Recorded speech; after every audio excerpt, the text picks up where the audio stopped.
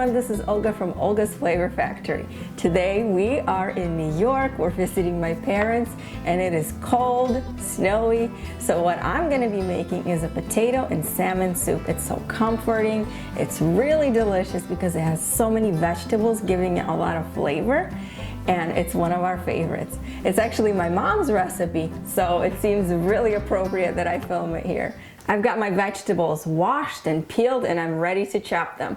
So what I'm using for the aromatic vegetables, the ones that are going to give tons of flavor to the broth and the soup, are onions, carrots, celery, and garlic. I'm also going to use peppers. I'm using a red bell pepper. You can use any color, orange, yellow, it doesn't matter, whatever one you have. I'm only going to use part of this one, probably half, and then I'm using a poblano pepper. Poblanos are a little bit less spicier than jalapenos, although I like to use jalapenos in the soup too, but since my kids are going to be eating it, I didn't want it to be too spicy for them, so I'm going to use this one, and it's a little bit big, so I'm going to use only half of it.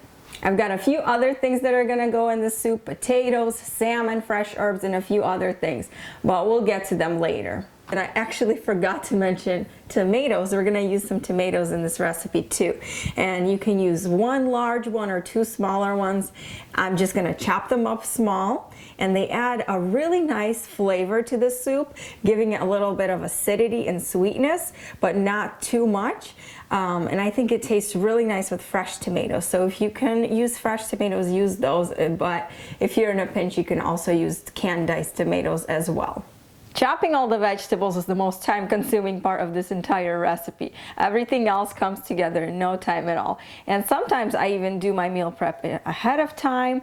In that case, it all comes together so fast. Anyway, so we're gonna start sauteing all the vegetables. So first we're gonna start with the onions and give them a head start.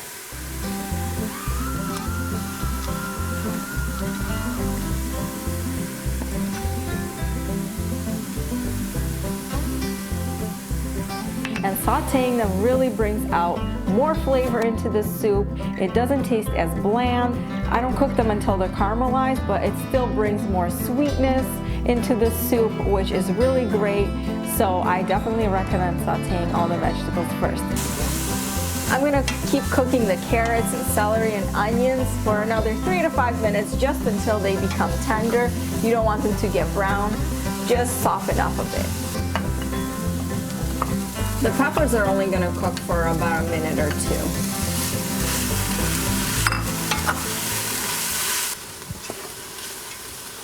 Look at how beautiful that looks. It's so bright and colorful. I absolutely love it. Not only is it going to look so pretty, but it's going to be so flavorful because all these different vegetables give so much flavor and aroma to this soup. It's so good. Lastly, we're adding tomatoes and garlic. So the tomatoes are going to give a lot of liquid to the soup, so they're kind of going to deglaze the pot at the same time. We also don't want the tomatoes to break down too much, which is why we're going to add them last. Last but not least, we're going to add a nice bay leaf, and bay leaf goes so well with soups, especially ones that have a lot of vegetables. The vegetables are all done sauteing, so I'm going to pour in the water.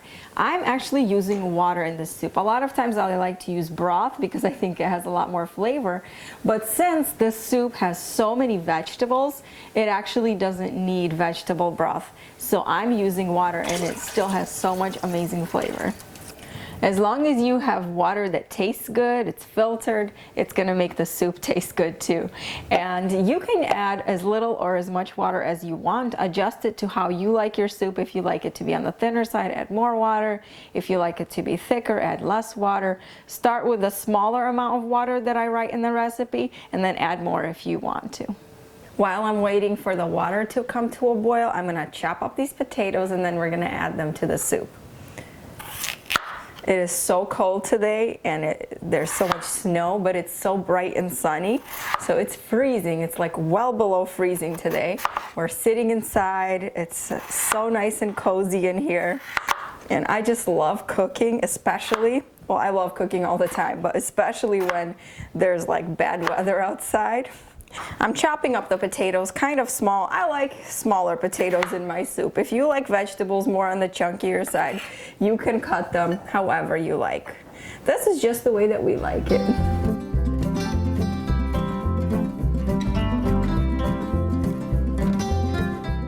I added the potatoes and they only need about 10 to 15 minutes to cook. It depends on how big you chop them. And while they're cooking, I'm gonna prepare the salmon and chop up a lot of fresh herbs.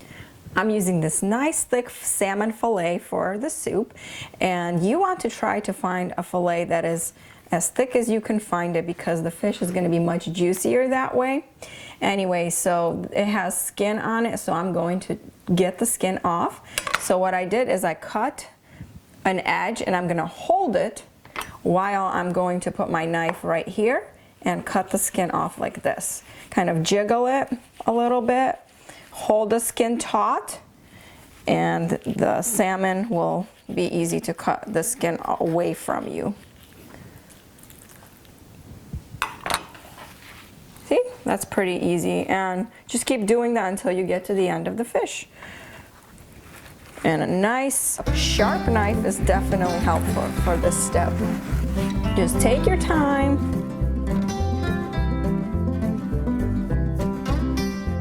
We're gonna cut the salmon into pretty big chunks because we want it to stay nice and juicy. And if you cut it too small, then it might overcook. And the bigger you cut it, the juicier it will be. Fish overcooks very easily, so try not to cut it too small and not to overcook it. And actually, you can use lots of different fish for this recipe. So salmon is one of my favorites.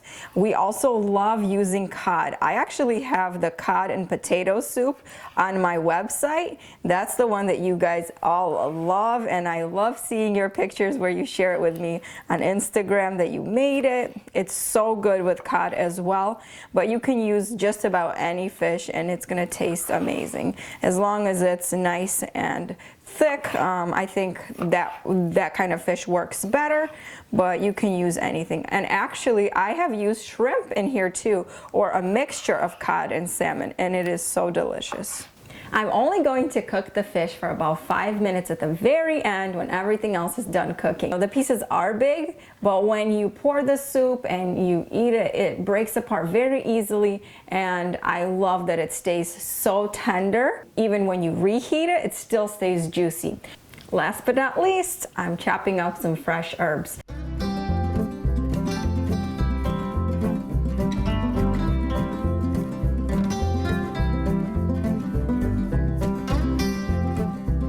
The salmon is done cooking and I'm just going to add a little bit of cream to the soup. You don't have to do this, but I really like it. I think it gives just a tiny note of richness and creaminess to the soup. This cute little cup is actually from Minsk. Back when we still lived in Belarus, my parents brought this over to America and we've been here since '92.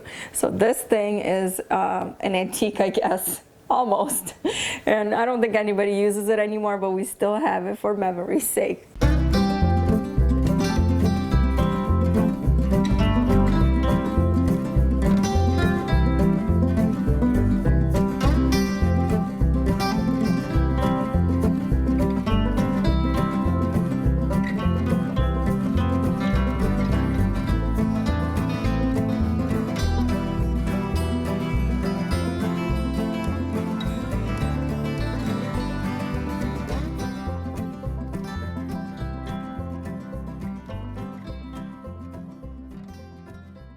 My mouth is just watering. I can't wait to taste this. And the fish is so flaky and tender. It's perfect. It smells amazing.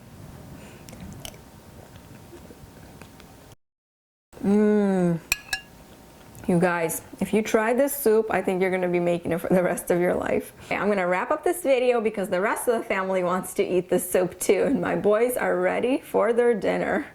Okay, thank you guys for being with me today in my mom and dad's kitchen.